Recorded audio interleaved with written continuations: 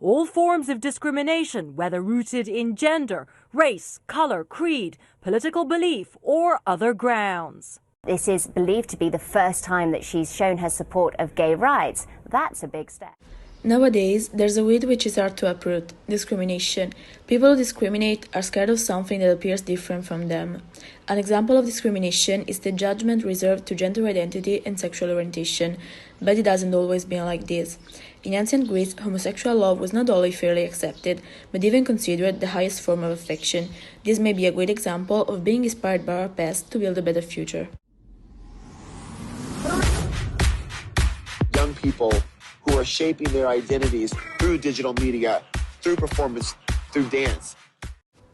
To further explore the concept that normality is subjective, we can look up to William Shakespeare and his innovative dramas.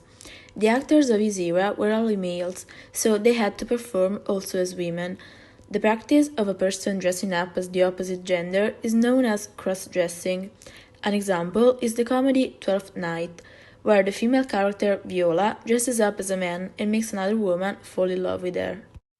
What I am, and what I would, are as secret as maidenhead, to your ears divinity, to any others profanation. Cross-dressing is still known as the art of drag, which concerns various kinds of art forms, such as dance, comedy, music, makeup, and beauty pageants. Even though paying homage to women and men appearance never hurt anybody, there are still many misconceptions and criticism on this tradition. But gender and sexual orientation aren't the only causes of discrimination, as we can see, for example, with the denigration of race.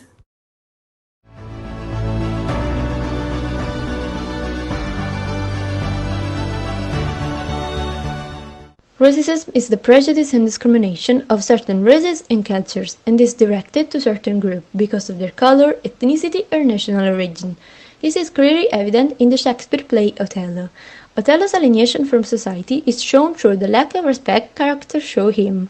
Most people, in fact, refer to him as the Moor, which was considered an insult at the time.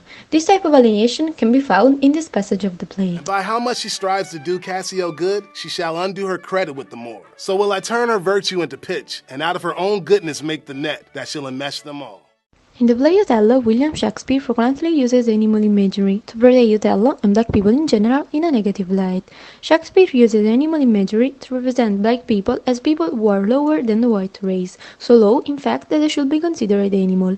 This very often happens even today, especially in football. It is usual to compare black football players to monkeys and throw them bananas, as in this case.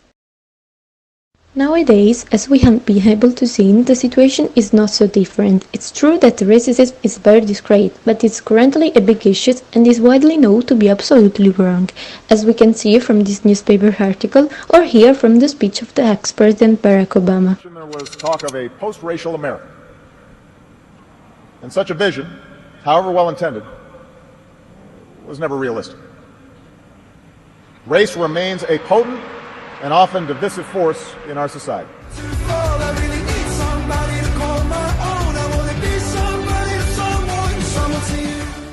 Another type of discrimination is, of course, the discrimination for the different sexual orientation. We're talking about homosexuality. Homosexuality was an unthinkable sin, and it was very legal since the Victorian and Edwardian periods. Homosexuality was viewed as something unspeakable and very scandalous if brought up in a conversation. The act of sodomy was classified as an unnatural offense and was charged as gross indecency. Oscar Wilde today is famous for his reputation as a homosexual man in the end of the Victorian age. He was, however, married to Constance Lloyd and had children as well. He took his first male lover the same year his first child was born, and that's because of him that the Marquess of Queensberry, who was the father of Wilde's lover Lord of Glass, charged Wilde after finding Wilde's relation to his son. Are you calling Oscar a pervert? Because that's libelous. I'm not saying he is one, I'm saying he's posing as one, which is worse. His wife's divorcing him, did you know that? For sodomy! That's completely untrue. I hope it is. Because if it were true, I'd shoot him on sight. Oscar Wilde believed that art didn't need a moral meaning, and that its only purpose should be to be beautiful and nothing else. A notorious work of Oscar Wilde is The Picture of Dorian Gray. This book was seen as scandalous and immoral in its time, and that's also because from the novel we are able to learn the way that Wilde looked at its partner by the way that Basil looks at Dorian Gray. He didn't know was that Ralph was sick, a sickness that was not visible like smallpox, but no less dangerous and contagious, a sickness of the mind. You see, Ralph was a homosexual, a person who demands an intimate relationship with members of their own sex. As we have seen from this video, even in the late 1950s, homosexuality was still seen as a problem. Society considered homosexuality as a disease or a treat for others. But nowadays, most of the people tend to defend homosexuals for their being, and actually, they can get married and have kids. Society nowadays considers homosexuality as a form of love, and a proof of that is the speech of Donald Trump in 2016. President, I will do everything in my power to protect our LGBTQ citizens from the violence and oppression of a hateful foreign ideology. Today, discrimination is still present all over the world, but many institutions, such as the school, are trying to promote initiatives in order to eliminate it completely, and instead promote the principle that we are all equal. An example is the project Erasmus+.